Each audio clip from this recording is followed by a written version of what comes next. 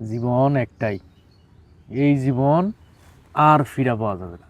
এই নিরিবিলি পরিবেশে একটু বসে থাকতে,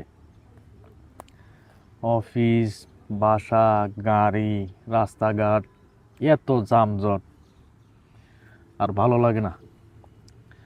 মাঝে মধ্যে মনটা চায় যে এরকম একটা সুন্দর পরিবেশে একটা গাছের নিচে বসে থাকি, সারাটা দিন বসে থাকি।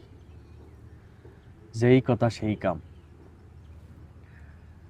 জীবন একটাই, এই জীবন আর ফিরে পাওয়া যাবে না।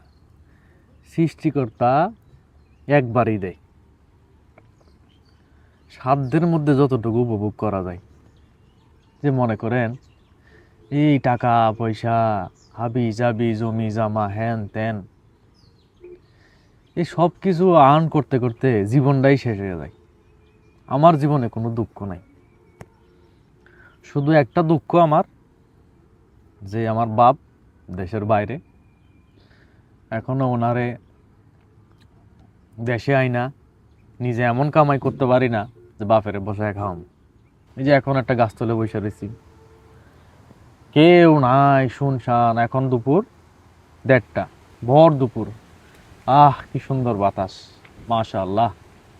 1 পয়সা খরচ নাই, বসে রয়েছি বউ বাচ্চা বাসায়, রাস্তা থেকে 1 কিলোমিটার দূরে। কত শান্তি, ভালো লাগে।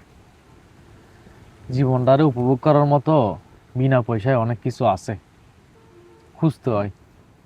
কালকে রাঙ্গামাটি গেছিলাম, শান্তি লাগে নাই। যতগুলা টুরিস্ট স্পট আছে, এই যে এত গরম, মানুষ মানে কম নাই, এত যে মানুষ, একটু শান্তি মতো দাঁড়ানোর, কথা বলার কোনো পরিস্থিতি নেই, চারদিকে মানুষ।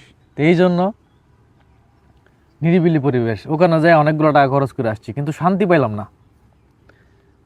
কিন্তু এখানে বিনা পয়সায় বসে রয়েছি, বাসার থেকে 1-1.5 কিলোমিটার হাইটে আসছি।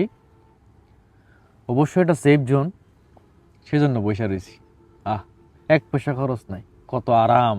কোনো মানুষ নাই, কোনো শব্দ নাই। আহা হা, আলহামদুলিল্লাহ।